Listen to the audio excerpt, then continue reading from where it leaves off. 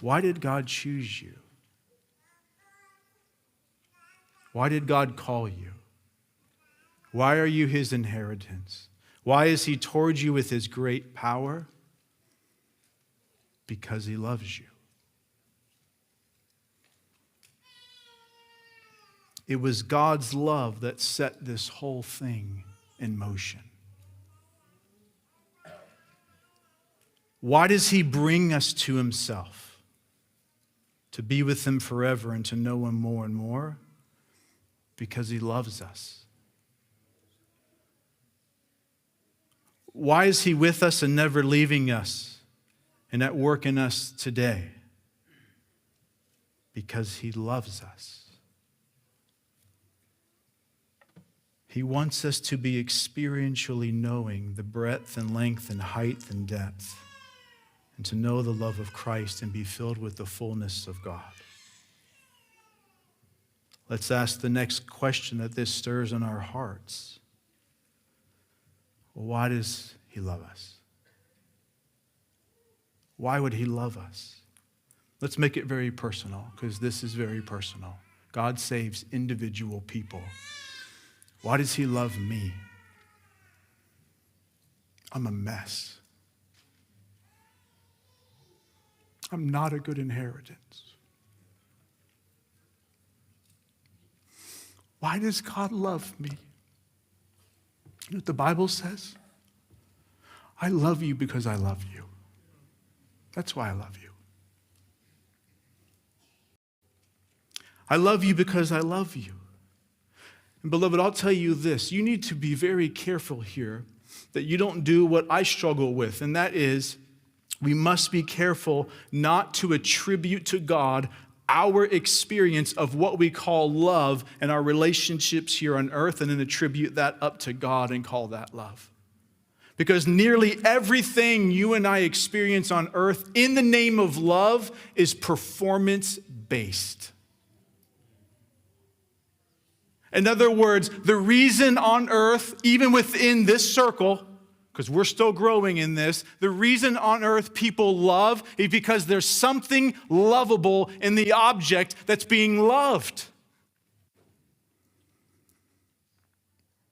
Even in relationship. You've seen the struggles that we have in our churches, right? Oh, we love each other, then something happens and we're offended. And you know what? I don't love you so much anymore sometimes. We can't take our definition and experience of love and attribute it to God and then begin to ask the questions, why do you love me? Because you know what you're going to turn into then? You're going to get on the treadmill. You're going to start running really hard because you're trying to earn what has freely been given. We don't earn the love of God. It is freely set upon you. God himself is love. And he takes that love, and this is what's so amazing. He sets it upon individual people. And from there, he pre-knows them, foreknows them, and then predestines them, and then redeems them, and then calls them. And what's the end of that? Because he wants us to know him. That's why. When you love someone, you want the very best thing for them. And I want you to know this. The very best thing is God himself. It's not what God can give me.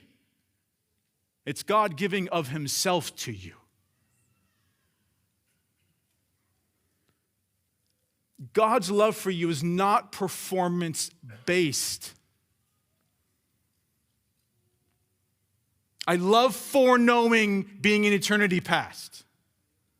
I love that. You know why? Because it was before I had done anything good or evil. This one, I love. Why I love that is because I've done so much evil. And Christ redeemed me from it all. And when I still, as a born-again Christian, struggle, God does not remove his love from me. It was never set up on me based on my performance, and it never diminishes based on my performance. It's always at its peak, which is perfection.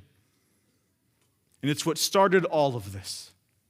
And it's what will carry all of this to the end. And it's why he is drawing us to himself, because he wants us to know him, this God of love.